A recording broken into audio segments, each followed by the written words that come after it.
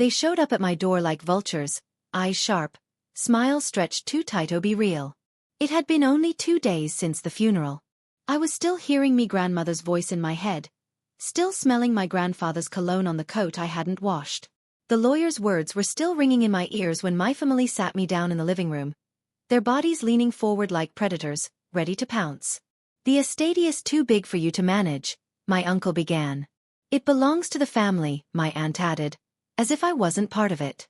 $26 million, land, stocks, the house my grandparents built brick by brick. All left to me. It told them no. Calmly. Firmly. That night, they threw my clothes into trash bags and dumped me on the curb. No goodbye, no shame. I walked away without looking back.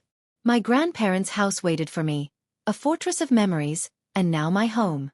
We used to eat Sunday dinners together, laughter spilling over the table, my cousins fighting over the last slice of pie. I believed stupidly that blood meant loyalty. The cracks started showing when my grandparents' health declined. They stopped visiting unless there was something important to discuss.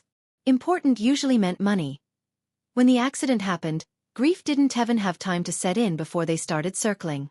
I was the quiet one, the one who didn't understand the business. They thought I'd hand over everything without a fight. They didn't know me at all. Moving into my grandparents' house was bittersweet. Every corner held a memory.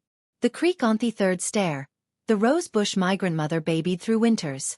On me second night there, I noticed Oshadao in the driveway. My cousin trying to jimmy the lock on the side door. I watched from the upstairs window until it gave up.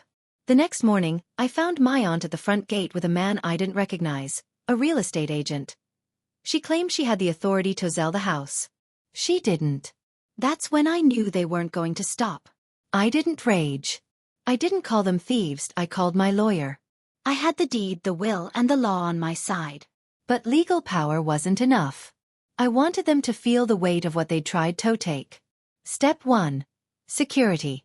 Cameras in every corner, motion sensors, a guard dog. Step 2. Paperwork. I moved every asset into a trust, locking it so tight not even I could withdraw without a 90-day notice. Step 3. Allies.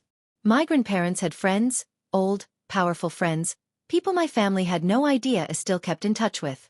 I called in a favor. It was barely noon when I heard the crunch of tires on gravel.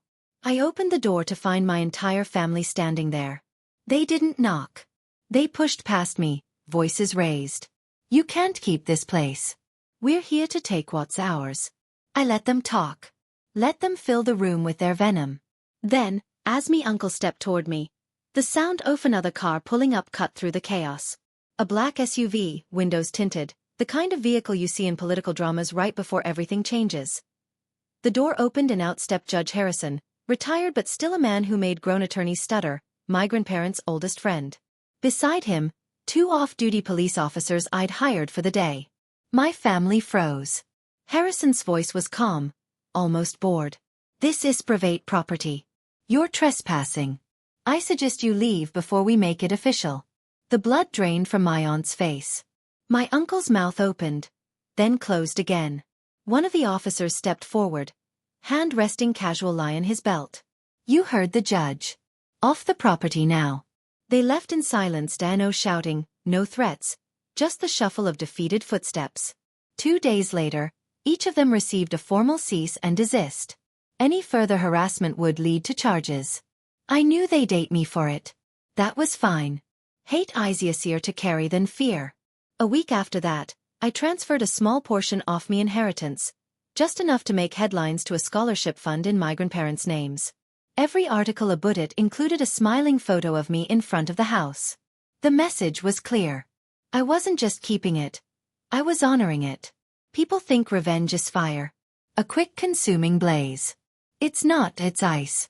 Slow, controlled, enough to freeze someone where they stand to make them see exactly what they've lost and know they can't touch it again. The house is quiet tonight. The rose bush is blooming early this year. I think my grandparents would be proud. And my family, they can keep their silence, it's the only thing they have.